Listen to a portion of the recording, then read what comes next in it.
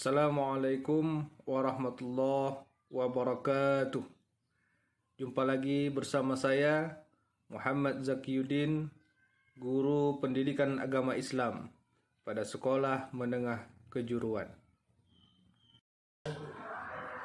Assalamualaikum. Waalaikumsalam warahmatullahi wabarakatuh.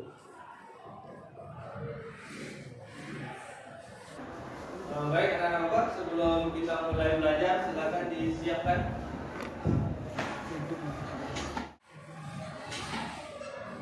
Bersiap. Sebelum mulai pelajaran, marilah kita berdoa. Berdoa, mulai.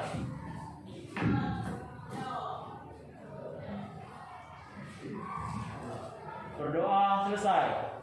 Ucapkan salam. Assalamualaikum warahmatullahi wabarakatuh. Waalaikumsalam warahmatullahi wabarakatuh. Apa kabar anak-anak semuanya? Alhamdulillah, luar biasa. Allahu Akbar.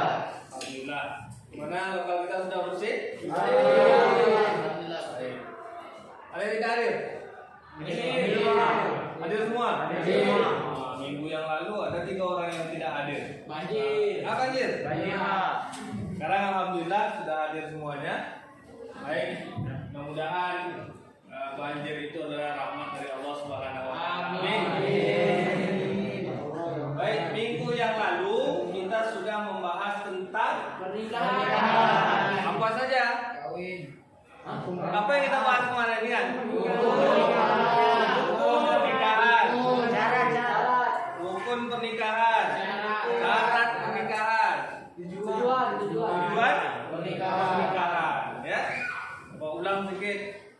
Nah, hukum yang Bapak sampaikan tadi minggu yang lalu ada berapa? 5. Ada? 5. Yang pertama? Wajib. Kedua? 3? 4? 5? Nah, rukun nikah yang pertama?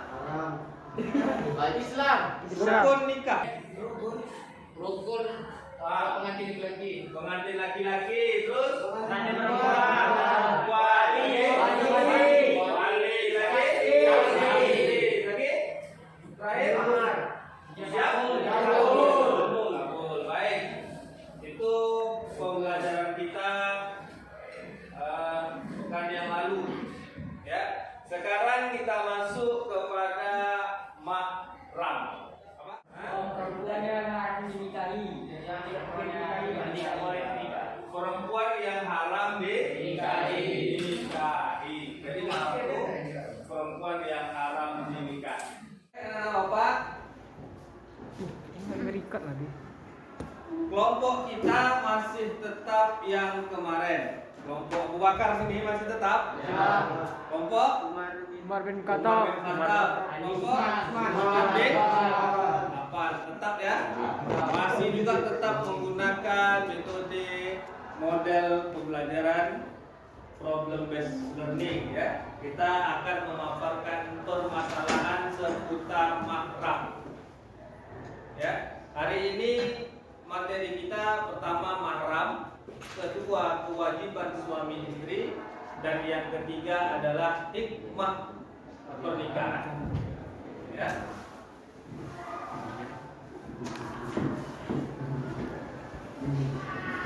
Baik, sebelum kita mulai, coba baca tujuan pembelajaran. Ya, tujuan pembelajaran. Jadi setelah kalian belajar nanti, maka ini yang harus kalian peroleh. Siapa yang pertama? Coba. Ya. 1. Tujuan pembelajaran setelah berdiskusi dan menggali informasi, siswa mampu 1. Mengidentifikasi mahram pernikahan dalam Islam, menganalisis kewajiban suami dan istri dalam pernikahan. Nah. Terus. 2. Menganalisis hikmah pernikahan dalam Islam. 3. Mengklasifikasikan mahram dalam pernikahan Islam. Ya.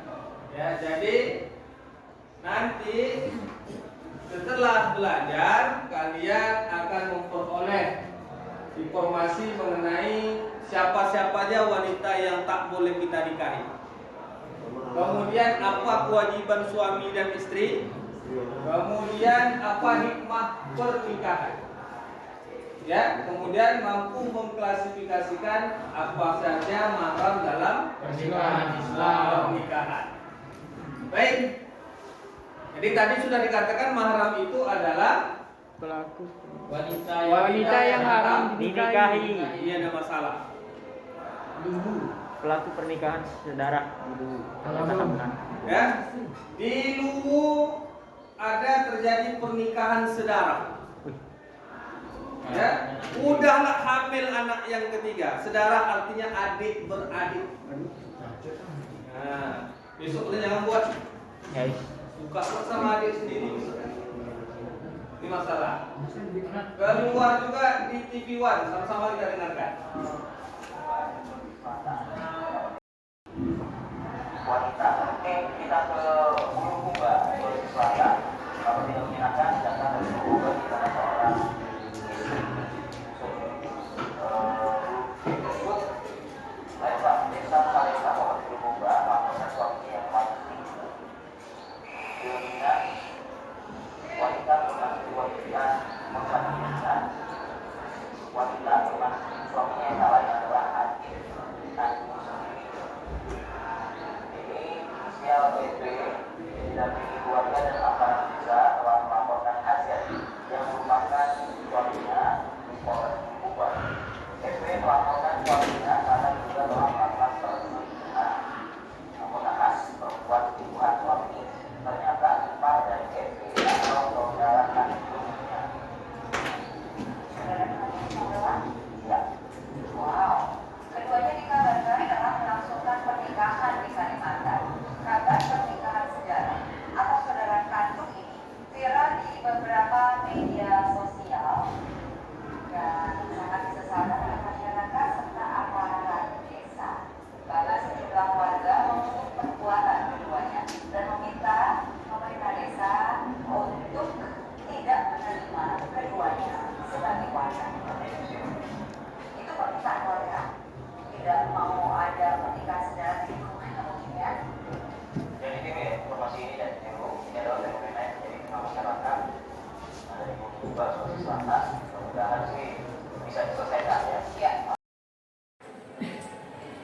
Baik, itu tadi ya. Tidak ada dua permasalahan tadi kata. Satu di Luwu, satu di Gunung Kumba. Seseorang yang menikahi mahramnya atau adik kandungnya. Tapi tidak hanya adik kandung saja yang tak boleh dinikahi. Ada lagi perempuan-perempuan selain daripada adik kandung yang tidak boleh dinikahi. Nanti kita pelajari bersama-sama. Yang pertama adalah tadi sudah lihat permasalahan. Nanti masing-masing kelompok membuat ya, kelompok Abu Bakar silakan tulis tugasnya. Silakan kalian cari hukum menikahi saudara kandung atau mahram. Ya. Hukum yang kedua, cari hukum perundang-undangan yang berlaku di Indonesia tentang perkawinan sedara.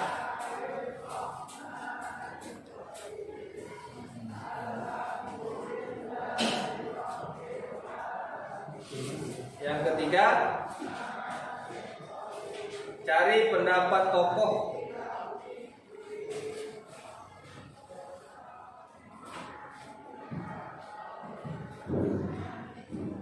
tentang perkawinan sedara. Oke? Baik. Lanjut kelompok Umar bin Khattab yang tugasnya adalah apa dampak yang ditimbulkan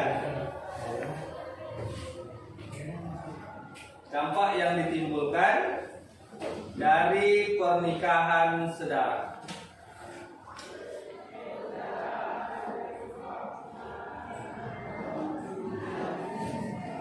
Nah, kelompok min afan.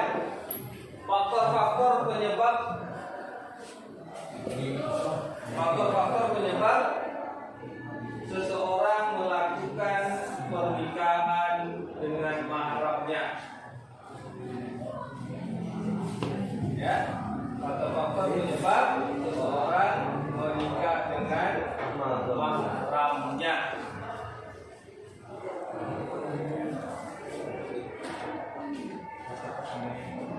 Sekian jawaban, nanti kalian diskusikan setelah materi, kalian diskusikan menjawab soal tersebut, kemudian kalian tuangkan di dalam buku, kemudian kalian foto, screenshot, ya, dan kirim ke Google Classroom. Masih masuk Google Classroom dulu kan? Masih. Ya, kurang lah. Kan nanti foto itu bisa sendiri. Walaupun isinya sama, tapi difoto ke masing-masing, nanti kirim ke classroom masing-masing. Ya, tapi tetap nanti ya ada di foto itu nama kelompoknya. Ya, kelompok ini nama fotonya. Jadi kalau kalian satu jawaban berarti satu kelompok. Tapi tetap kirimnya masing-masing. Oke? Ada pertanyaan? Baik, kalau tak ada pertanyaan. Anak-anak bapak semuanya, karena waktu azan sudah masuk, mari sama-sama kita sholat zuhur dahulu. Setelah sholat zuhur, nanti langsung kita masuk, ya, melanjutkan pembelajaran tentang mahram, kemudian kewajiban suami istri dan hikmah pernikahan. Oke? Oke, siap. Assalamualaikum warahmatullahi wabarakatuh. Waalaikumsalam warahmatullahi wabarakatuh. Sudah sholat dulu semuanya? Alhamdulillah. Baik, sekarang kita lanjutkan tentang materi mahram. Ya, mari sama-sama kita saksikan video berikut ini. Muhammad Syekh, guru pendidikan agama Islam pada sekolah menengah kejuruan. Pada video kali ini saya akan menjelaskan apa yang dimaksud dengan mahram. Di masyarakat kita banyak orang menyebut antara muhrim atau mahram. Apakah sama antara muhrim dan mahram atau ada perbedaan? Mari sama-sama kita lihat pengertian antara muhrim dan mahram. Muhrim adalah orang-orang yang mengenakan pakaian ihram ketika melaksanakan ibadah haji dan umrah. Sedangkan mahram yakni orang-orang yang haram dinikahi karena sebab-sebab tertentu. Anak-anak bapak yang dimuliakan, tahukah kamu siapakah mahram kita? Atau siapakah wanita-wanita yang haram kita nikahi? Berikut bapak sajikan siapa-siapa saja wanita-wanita yang haram dinikahi. Yang pertama adalah mahram pada sebab keturunan, yakni wanita yang haram dinikahi karena ada pertalian darah dengan kita.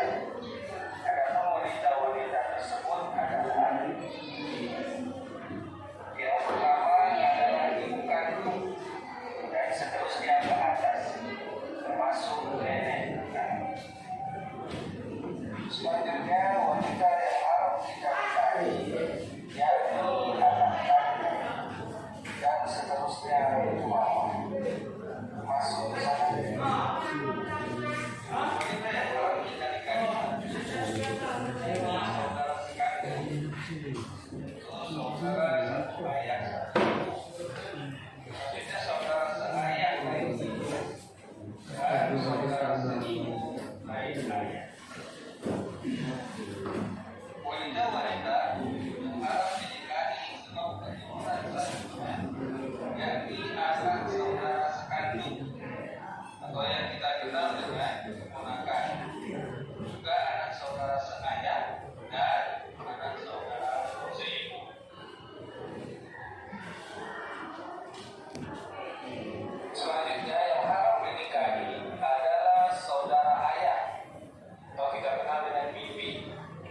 dan juga saudara dari ibu. Selanjutnya, mahram dikarenakan sepersusuan, yakni wanita-wanita yang haram dinikahi disebabkan sepersusuan dengan kita, antara lain yakni ibu susuan dan saudara sesusuan. Berikutnya, mahram sebab pernikahan, yakni wanita-wanita yang haram dinikahi karena sebab pernikahan, antara lain mertua, anak tiri, dan ibu tiri. Wanita-wanita yang haram kita nikahi sebab yang terakhir adalah disebabkan adanya pertalian mahram dengan istri kita, yakni istri kedua kita merupakan adik atau kakak dari istri pertama. Dalam artian tidak mungkin pun dua istri yang merupakan adik beradik. Selanjutnya, istri pertama kita merupakan bibi atau keponakan dari istri pertama. Artinya, tidak menghimpun dua orang istri yang di dalamnya terdapat bibi dan keponakan. Demikianlah materi tentang mahram, yakni wanita-wanita yang haram dinikahi. Sampai jumpa pada pembelajaran berikutnya. Wassalamualaikum warahmatullahi wabarakatuh. Baik anak-anak semuanya, apa ada yang bertanya? Coba kita dulu bertanya, Pak. Baik, ya silakan. Pak, maksud dari ibu sesusuan apa itu, Pak? Ibu sesusuan. Baik, terima kasih. Arya ya. Ibu sesusuan adalah orang-orang yang menyusukan kita sewaktu kecil, selain ibu kandung. Ya, seperti Nabi kita Muhammad SAW disusukan oleh Halimatus Sa'diyah. Jadi Halimatus Sa'diyah itu adalah ibu susuannya. Maka Nabi Muhammad tak boleh menikahi Halimatus Sa'diyah. Semua Nabi Muhammad tak boleh menikahi anak dari Halimatus Sa'diyah, karena anak dari Halimatus Sa'diyah adalah saudara sesusuan dengan Nabi Muhammad. Itu contohnya. Kira-kira paham? Baik, terima kasih. Baik, masalah mahram sudah. Sekarang kita masuk kepada masalah kewajiban dan hak suami dan istri. Perhatikan. Kata Allah dalam Al-Quran, Ar-rijalu qawwamuna 'alan nisa. Laki-laki itu pemimpin bagi wanita. Jadi jangan terbalik. Bima faddalallahu ba'dahum 'ala ba'd wa bima anfaqu min amwalihim. Karena Allah telah melebihkan sebagian mereka atas sebagian yang lain, dan karena laki-laki telah menafkahkan sebagian dari harta mereka. Kewajiban suami adalah memberi nafkah, pakaian, dan tempat tinggal kepada istri dan anak-anaknya sesuai dengan kemampuan. Artinya apa? Jangan sampai kalau besok tamat SMK 2 atau setelah kuliah jadi pengangguran. Pengacara, pengangguran banyak acara. Sekarang boleh bergitar-gitar di tepi jalan, besok tak bisa. Karena banyak contoh orang yang hobi hanya bergitar-gitar di tepi jalan, akhirnya tak menikah. Kenapa? Nak kasih makan anak orang apa? Ya, seorang laki-laki masih mau menikahi perempuan yang tidak bekerja, tapi seorang perempuan mikir mau menikahi laki-laki tidak bekerja. Jadi pastikan itu, camkan itu, jangan sampai besok kita laki-laki tak bekerja, bernikah. Pernikahan merupakan jalan keluar yang paling baik untuk memenuhi kebutuhan seksual. Ya. Pernikahan merupakan jalan terbaik untuk memuliakan anak, memperbanyak keturunan, melestarikan hidup manusia serta memelihara nasab. Kemudian pernikahan menumbuhkan naluri kebapakan dan keibuan yang menumbuhkan pula perasaan cinta dan kasih sayang. Dan pernikahan merupakan sikap haji dan sungguh-sungguh. Pernikahan dapat mempererat tali kekeluargaan. Sudah selesai kita masalah ini. Baik. Loh, ketemu ya. Baik anak-anak bapak semuanya, tadi sudah dipaparkan tentang materi ketentuan pernikahan dalam Islam, tentang mahram, kewajiban suami dan istri serta hikmah pernikahan. Baik, sebagaimana yang bapak sampaikan tadi, silakan kalian kerjakan diskusi tentang mahram. Tadi sudah disampaikan masalahnya, ada di berita tadi mengatakan bahwa pernikahan sedara antara adik beradik. Jadi silakan masing-masing kelompok mengerjakan. Oke? Siap? Siap. Lanjutkan. Sudah kalian butuhkan, kalian siap? Masing-masing orang. Ada yang tak bawa? HP? Bawa semua kan?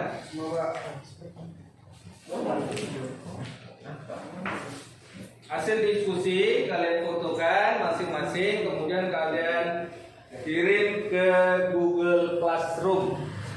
Nanti bapak nilai.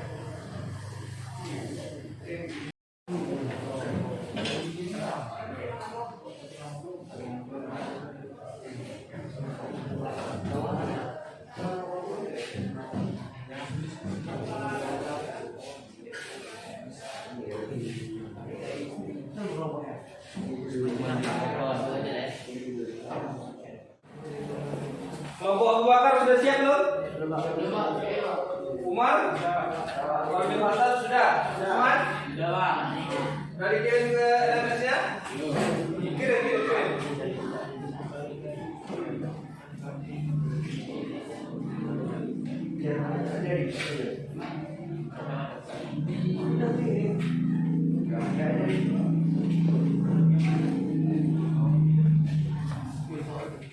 Baik anak-anak bapak semua, sudah selesai diskusinya? Sudah. Baik, sudah dikirim ke Google Classroom? Sudah. Oke, kalau sudah nanti satu-satu bapak minta ke depan, ya.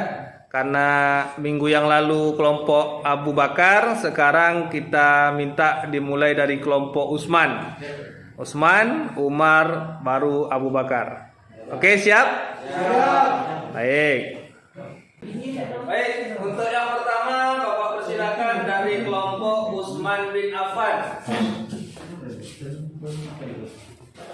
Assalamualaikum warahmatullahi wabarakatuh. Waalaikumsalam warahmatullahi wabarakatuh.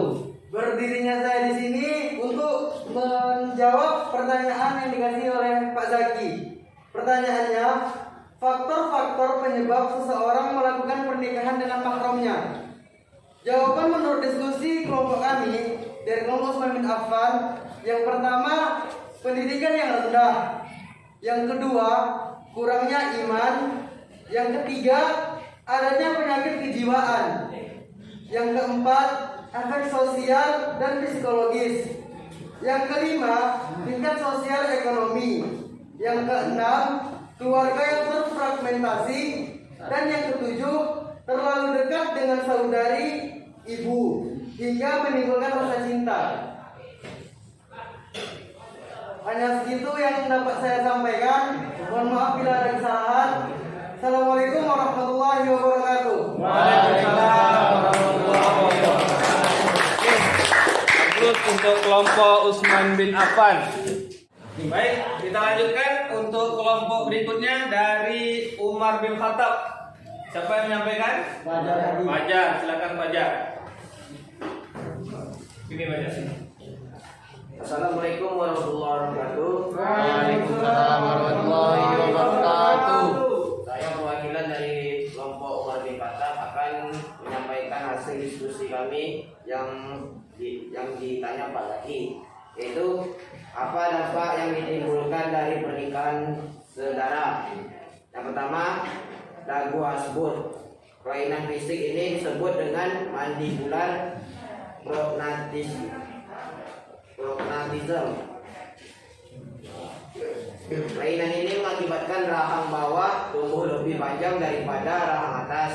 Jika tampak dari luar, dagu akan terlihat memanjang. Yang kedua, bentuk tengkorak tak beraturan. Orang-orang dalam kerajaan Mesir kuno memiliki bentuk kepala yang agak memanjang ke belakang. Yang ketiga, anggota badan yang menyatu. Hal ini salah satunya terjadi pada orang-orang suku Padoma di Zimbabwe. Yang keempat, hemofilia dan penyakit-penyakit bawaan mudah diturunkan. Salah satu contoh terjadi pada keluarga Ratu Victoria. Hampir semua keturunan Victoria memiliki masalah pembekuan darah alias hemofilia. Yang kelima, mikrosefali merupakan kondisi yang membuat bayi lahir dengan kepala kecil yang tidak biasa. Hal itu umumnya akan menurun seiring bertambah usia. Anak dengan mikrosefali beresiko mengalami cacat mental dengan hingga berat. Yang keenam, albino merupakan kondisi tubuh kekurangan melanin. Orang yang kekurangan melanin umumnya memiliki kulit pucat, mata sayu, dan rambut nyaris putih meski mereka berasal dari ras berambut hitam. Yang ketujuh, wajah asimetris. Keturunan hasil kawinan saudara juga bisa meningkatkan risiko cacat bawaan lahir, termasuk wajah asimetris. Yang kedelapan, gangguan sistem imun. Anak hasil perkawinan saudara akan cenderung mudah mengalami sakit.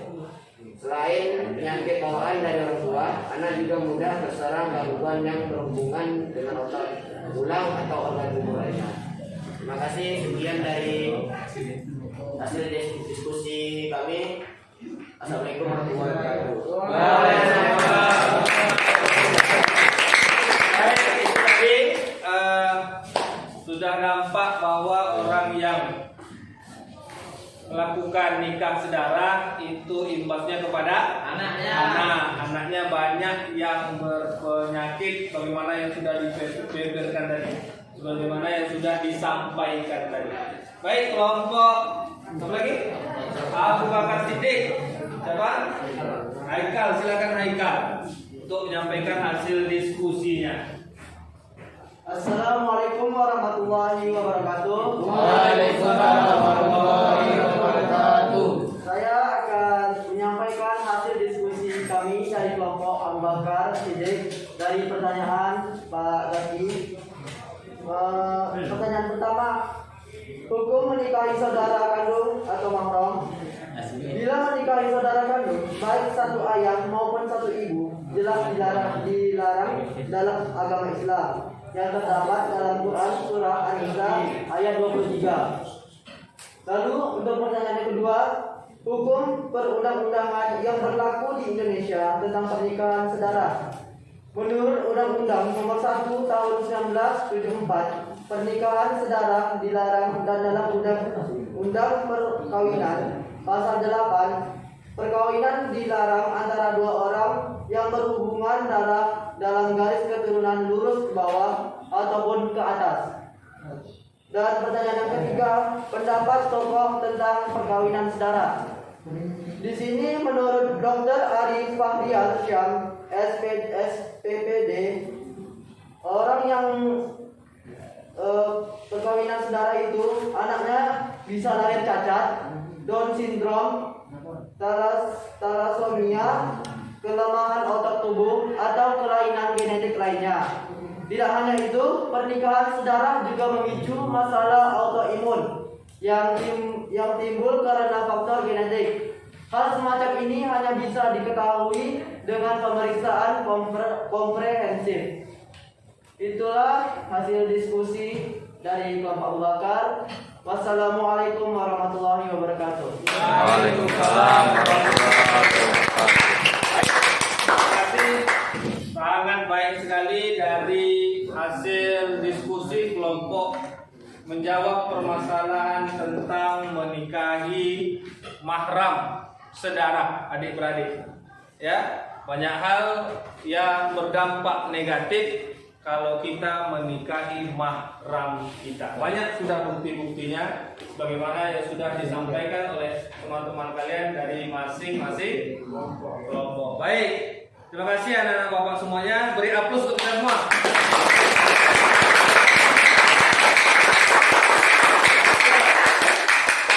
Kita masuk pada kegiatan penutup. Bapak sudah memberikan tugas di Google Classroom. Bapak akan meminta kalian keluarkan handphone semuanya untuk menjawab pertanyaan-pertanyaan di Google Classroom. Silakan. Berapa menit, Pak? Pak kasih waktu 10 menit.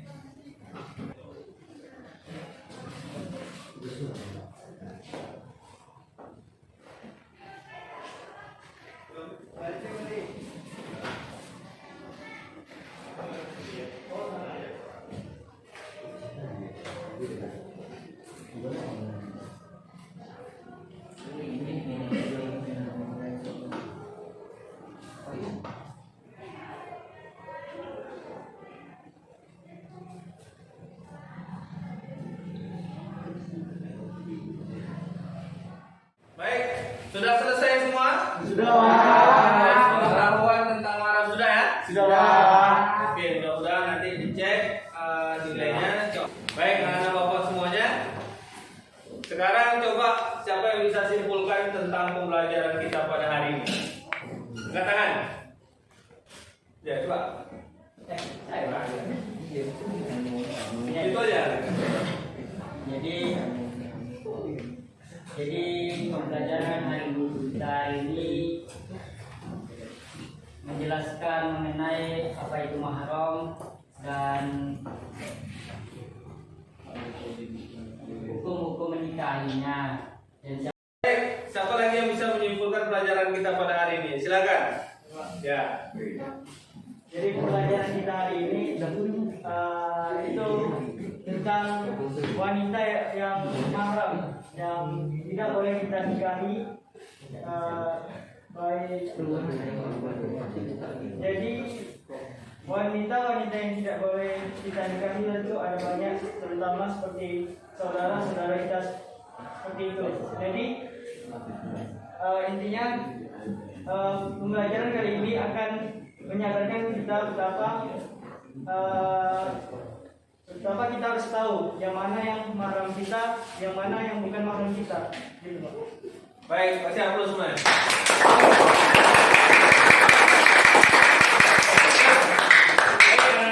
Semuanya bagaimana dengan pembelajaran kita hari ini, menyenangkan atau tidak?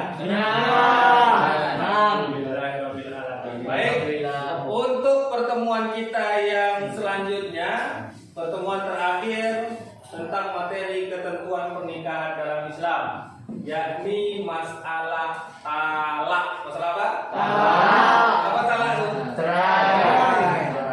Nanti di sana akan disampaikan masalah talak, kemudian masalah iddah. Iddah itu adalah masa menunggu bagi perempuan untuk boleh menikah lagi. Ya, insya Allah kita bertemu di pekan depan pada hari yang sama, jam yang sama di lokal juga ruang 1 ini. Mudah-mudahan kita diberi kesehatan oleh Allah SWT. Amin. Amin. Mari kita tutup dengan membacakan hamdalah. Alhamdulillah.